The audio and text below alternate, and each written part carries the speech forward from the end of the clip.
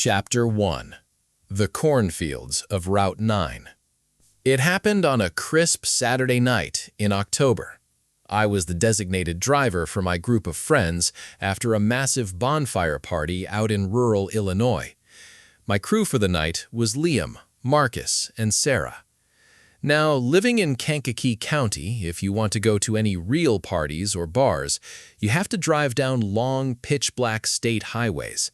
There are no streetlights out there, just miles of towering cornfields and the occasional old farmhouse. That's why having a stone-cold sober driver isn't just a good idea, it's a survival requirement. We were heading back on Route 9 around 1:30 in the morning. Marcus and Liam were in the back seat, completely out of it, singing at the top of their lungs to whatever was playing on the radio. But in the front seat, Sarah was having a rough night.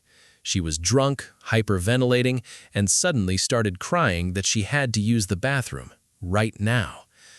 I told her to hold it for 10 minutes until we hit the next gas station, but she started throwing a full-blown hysterical fit. To be honest, I was starting to feel the urge too. So, figuring it was better than an accident in my car, I pulled over onto the gravel shoulder, surrounded on both sides by 8-foot-tall walls of dry cornstalks. Sarah stumbled out first, ignoring my flashlight, and disappeared straight into the cornfield on the right. I walked over to the driver's side shoulder near the edge of the opposite field, keeping my back turned for privacy. I finished up quickly and got back into the warm driver's seat. Marcus and Liam were still laughing, messing around with their phones, totally oblivious. But after 5 minutes of sitting in silence, watching the empty road, I started getting restless. Sarah hadn't come back. Now, a drunk person in a cornfield at 1:30 a.m. is a recipe for getting lost, but 5 minutes felt way too long. I opened the door and called her name into the dark. No answer. I poked my head back in the car and grabbed Liam. Liam has a voice like a foghorn. "Hey, yell for Sarah," I said. Liam stuck his head out the window and shouted her name at the top of his lungs. His voice echoed off the tree line half a mile away. Silence. Absolute heavy silence. That was when my gut sank. I didn't want to step foot inside those tall, suffocating crops, but I felt responsible for her. I grabbed a heavy metal mag light from my glove box, made Marcus get out to come with me, and left Liam passed out in the back seat. Marcus thought it was a joke. He was chuckling, stumbling behind me, shouting Sarah's name while laughing. I kept telling him to shut up and pay attention. We pushed through the thick, sharp leaves, walking blind, using only the narrow beam of my flashlight. Then I heard it. Over the sound of our own boots snapping stalks, there was another set of footsteps, close by. I threw my arm out across Marcus's chest, stopping him dead in his tracks. "What?" Marcus whispered, his drunk bravado instantly evaporating. "Shh, listen," I muttered. All we could hear was the midnight breeze blowing through the field. Marcus called out again, "Sarah, stop messing around." We waited. 3 heavy, slow steps crunched through the dirt nearby and then stopped. Hoping it was just Sarah trying to jump out and scare us, we took a few cautious steps forward until we stumbled into a narrow clearing, a tractor path cut through the field, barely wide enough for 2 people to walk side by side. I swung the flashlight beam down the path to the left. Empty. I swung it to the right. 3 fast, deliberate footsteps burst out of the crop line, and a figure stepped directly into the clearing, illuminated by my beam. For a fraction of a second, my brain tried to convince me it was Liam coming to find us.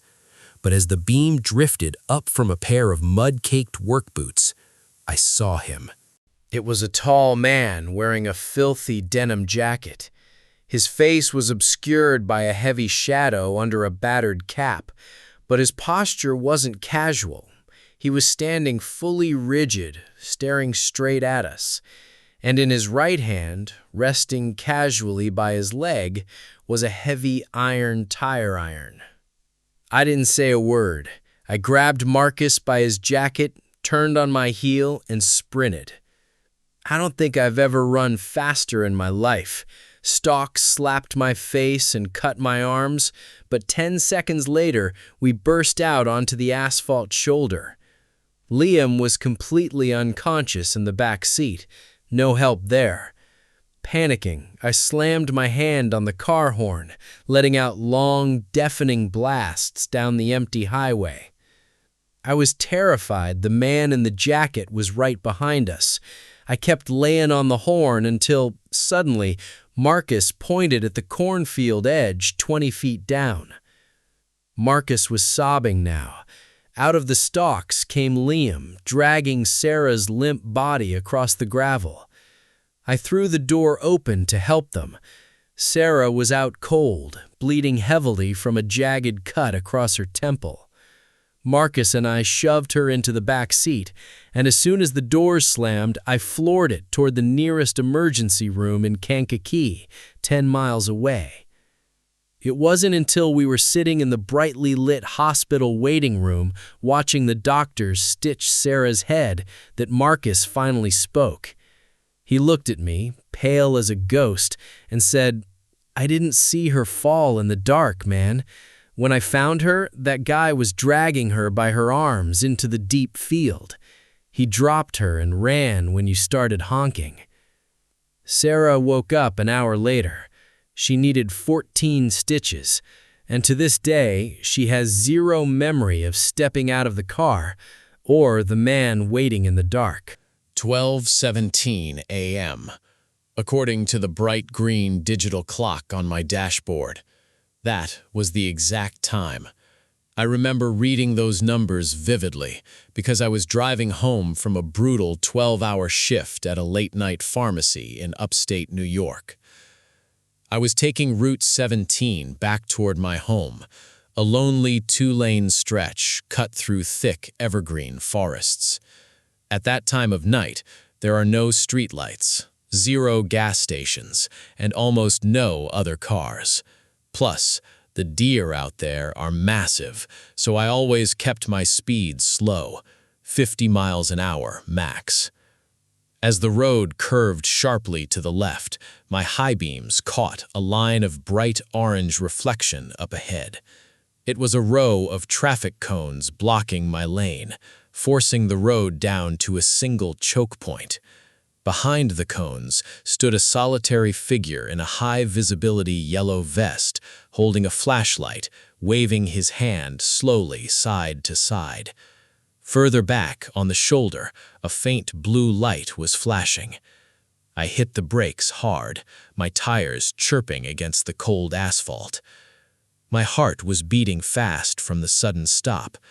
I figured it was road construction or a late-night accident. The man in the vest walked up to my driver's side window, making a firm rolling motion with his fingers. I rolled down the window just a few inches. The cool air rushed in. Underneath the bright safety vest, he was wearing what looked like a dark blue police uniform shirt. He was a young guy, maybe mid-20s, tall, thin, with dark skin, a bit of stubble, and a silver hoop earring in his left ear. He leaned down, but his voice was eerily flat. No authority, no urgency. "License and registration, please," he said. I hesitated. I looked past him toward the blue light. Something felt completely off. "Did I do something wrong, officer? I was only doing 45. He paused for a long second, staring blankly past my head toward my back seat before looking back into my eyes. "This is a sobriety checkpoint, sir. Step out of the vehicle." "A checkpoint?" I asked, looking down the dark road. "Where are the other squad cars?" He didn't answer. Instead, he reached into his vest pocket, pulled out a roll of heavy-duty white gaffer tape, and bent down right beside my driver's door. He pulled a length of tape about 15 feet long down the middle of the road. "Step on the line," he commanded quietly. Put your arms out and walk straight."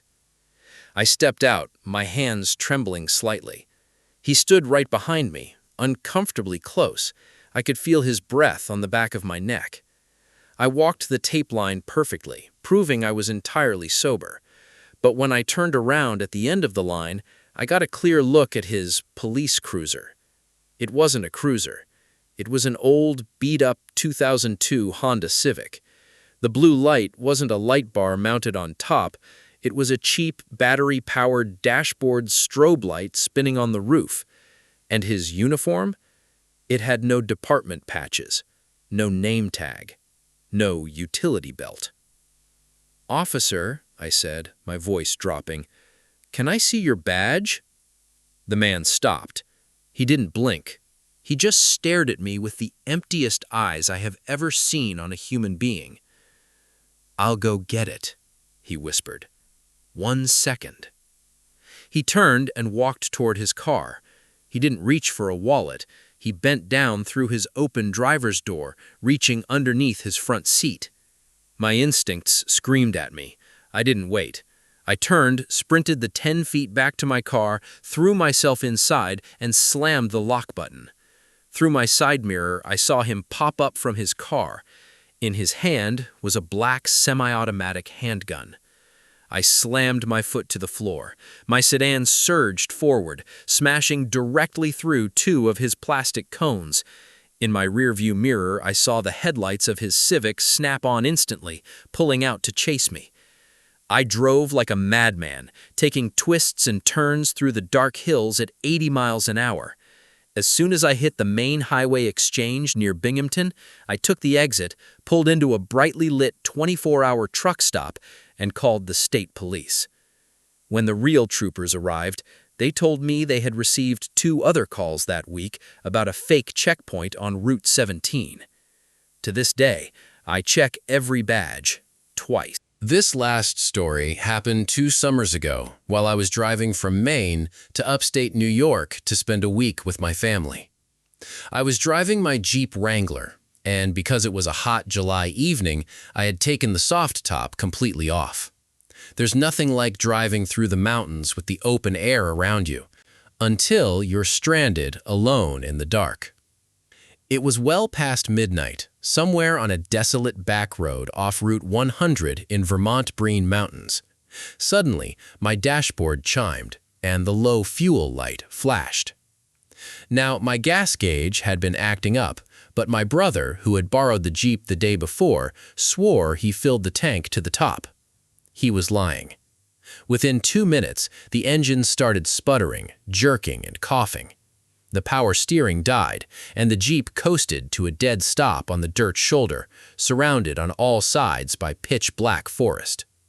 I sighed, pulled out my phone, and called AAA. The dispatcher told me a tow truck was in the area, but it would take at least 20 to 30 minutes to reach my coordinates.